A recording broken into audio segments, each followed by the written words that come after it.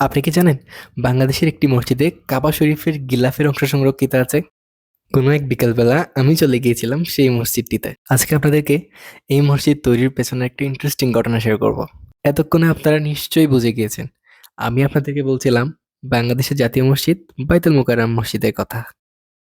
কাবাগরের নকশার সাথে মিলসম্পন্ন এই মসজিদটি নির্মাণের উদ্যোগ নেওয়া হয়েছিল ১৯৫৯ সালে।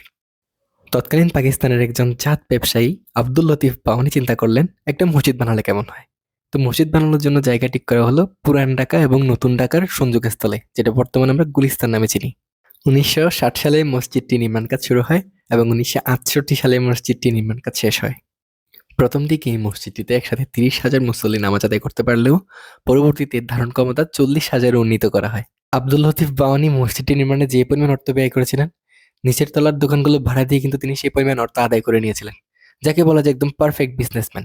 মসজিদের পূর্ব গেট দিয়ে প্রবেশ করে যদি আপনি এগোতে থাকেন, তবে আপনি লক্ষ্য করবেন কাবা শরীফের গিলাফের সেই অংশবিশেষ, যেখানে লিখিত রয়েছে সূরা হাজের ২৬ নম্বর আয়াত। মসজিদের বর্ধিত অংশের এই খোলা জায়গাটা মসজিদের সৌন্দর্যকে অনেক গুণ বাড়িয়ে দিয়েছে। এত সুন্দর জায়গা দেখলে কি ছবি না তুলে থাকা যায়? আমিও কয়েকটা ছবি তুলে নিলাম।